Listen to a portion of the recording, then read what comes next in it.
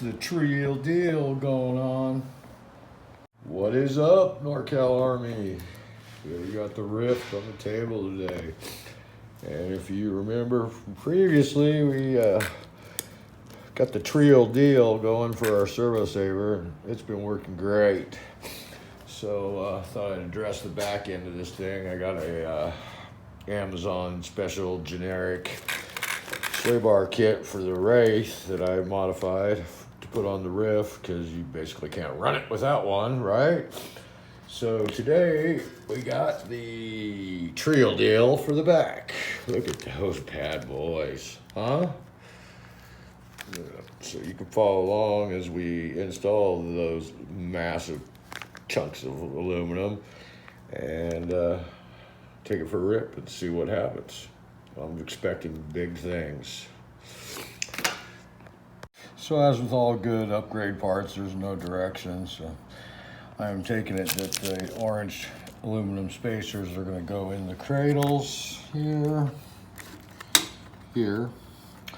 and then they've got a shoulder on them, which I'll show you, and that's where you put the bearing. Here's bearing installed in the spacer, and the bearing shouldered, so it only goes in one way.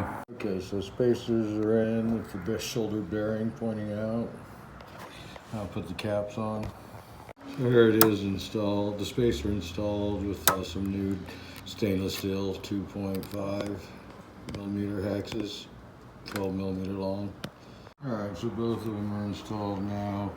It's time to put the shaft in. The shaft is in, and it's like butter in there.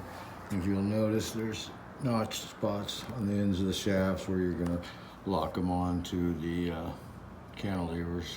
And these are some beautiful, beefy arms, and well designed, well engineered, good stuff.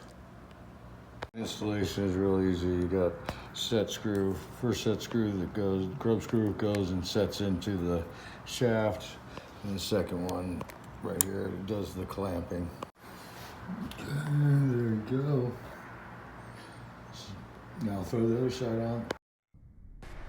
Whoa, bow, bow, bow, bow, bow, bow, bow. Oh, look at that sexy back. So beefy.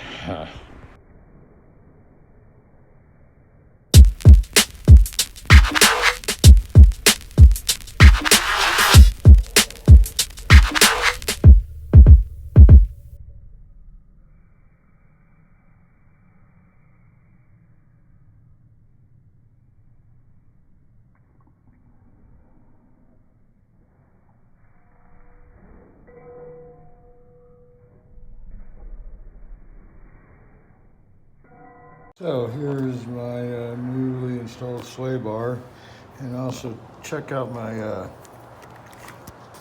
limiting straps, hot racing limiting straps that were donated to me by norcalrc. Thanks, Adam. You the man.